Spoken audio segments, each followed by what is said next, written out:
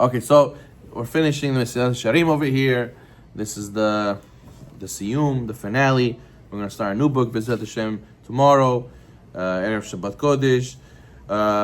It says in Mesilat Sharim in the trait of Kedusha. Hine, Masho Azer L'Asagat HaMidah Azot. A person wants to get to the level where he's like an altar, we said, where everything he does uplifts this world and he makes it holy. Like we said, the Kohen eats the meat, and that gives kapara to the guy who gave the korban, because his eating is holiness, is for the sake of mitzvah. It's something that is not even with personal intentions. So therefore, he himself eating is like the altar eating, and therefore it gives him kapara, the other guy. But how do you get to this level? It's very hard to get to this level. He says you need to do something very special. It's called Masho Azer L'Asagat HaMidah Azot Hu Hitbodedut. See, people think Rabbi Nachman Breslov spoke about Hitbodedut. Mesilat Sharim talks about Hitbodedut. V'aprisha harbe is solitude and abstinence. Why? Meaning you need to have a time where you're alone. You need to have time during the day where you refocus yourself and you commit to yourself what you need to be committed to. And it's like a refocus. That you shouldn't, even when you deal with people and deal with things, you shouldn't lose your focus and get carried away. And then he says, He says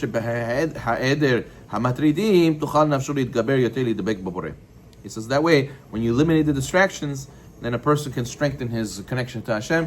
And even when he deals with distractions, he never forgot about Hashem.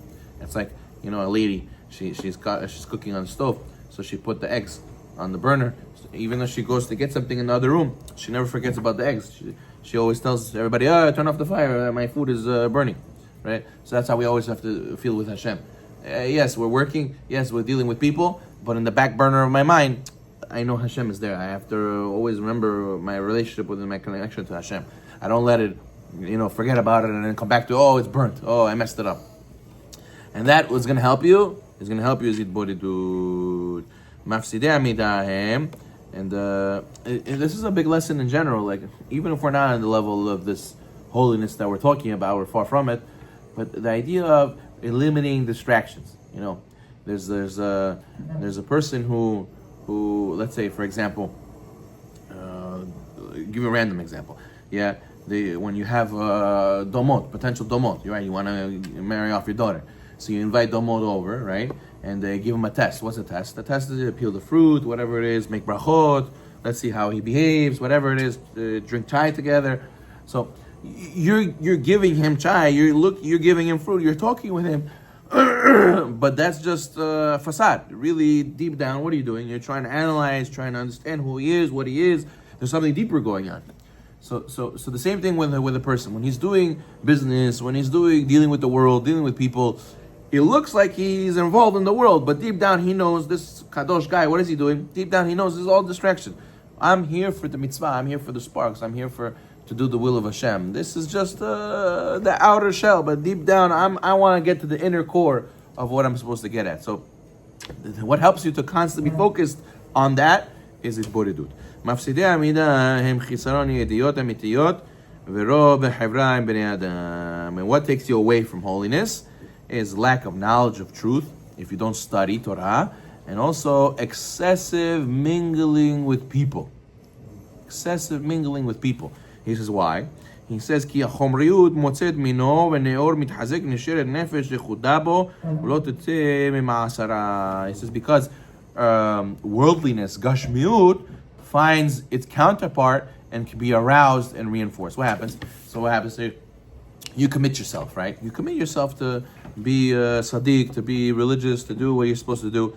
And then you mingle with a lot of people all the time. And these people are not really on your level. Really, they eat the Wagyu beef. Why do they eat it? They eat it because, Wagyu beef, so good.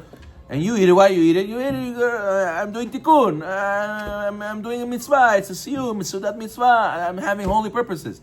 But what happens? But you are hanging around these people and they're slowly getting to you. So what happens? You yourself, you wouldn't drink a whole bottle of alcohol yourself. You drink 2-3 shots, but because you're all with your buddies, Dava, VP, what is this? You didn't drink today. What's wrong with you? What, you jetty? Come on. So then all of a sudden you drank, and you fell over. What happened?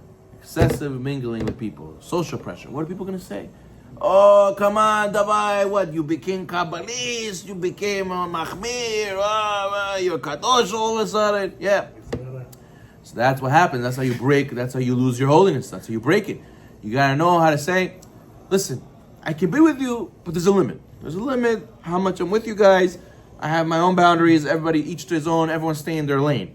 I can be friendly. We can have a good time, but this is excessive. I'm losing my identity. I'm losing to who I really am because of this camaraderie. So therefore, a person has to make sure not to lose that, and that's what Hitbodedut.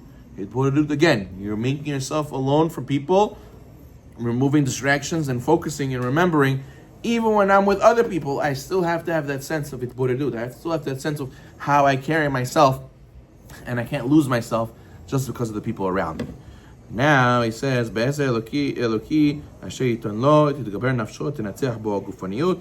says that he'll be able to, through this Hitbodedut, and this holiness, he'll transcend the bounds of human nature. He'll get a spirit of holiness.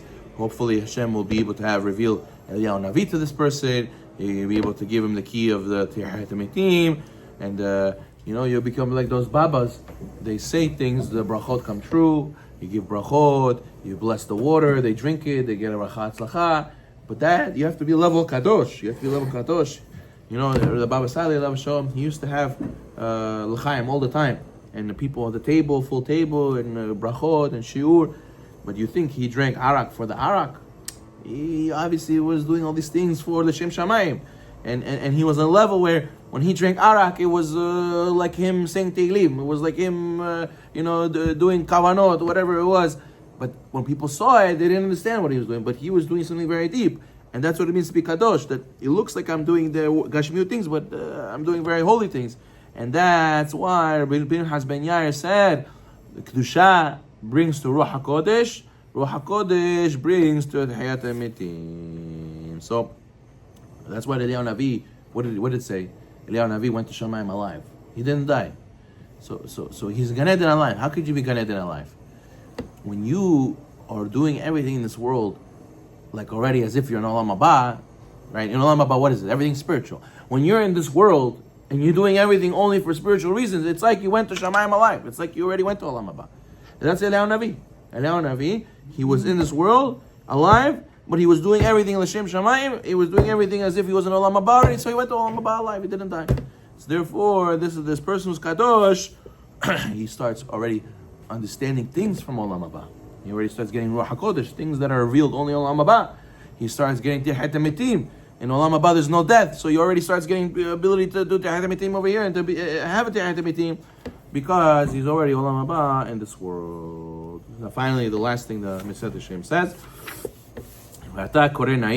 My dear reader, you should know I have not exhausted everything to say about Hasidut. There's a lot more to talk about.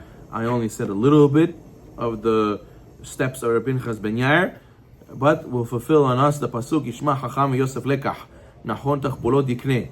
A wise person will listen and he will add to his wisdom, and he'll acquire new plans how to get chokhmah. I'll teach you a little bit, and you'll take what I taught you, and you'll run with it. You'll be able to be successful with it, B'ezrat Hashem.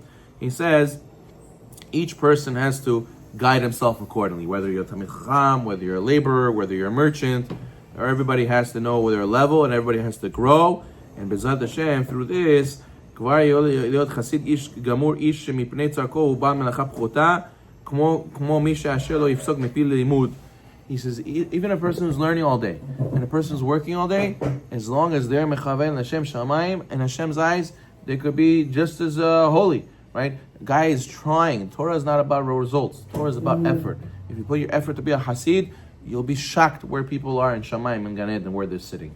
You'll be shocked, because each person, if he's trying his best, that's what's holy in Hashem's eyes. So if a person shouldn't think, when I will be on the level of these Talmidei Chachamim all day sitting and learning. You should know. They could also have a test. They don't put out their full effort. But if you pull your full effort to be a Hasid, so then you'll be up there also. So therefore he says, the Yichvod Hashem Le'olam Yismach Hashem Ma'asav. B'ezrat Hashem, Hashem will be happy with his children and with his deeds, with his creations. Let Israel exalt in its maker. Let the children of Zion rejoice in their king. Bezat Hashem will accept our service of Him, and we should get to the level from starting from Zehirut all the way to Kadosh. Baruch Adonai Olam. Amen.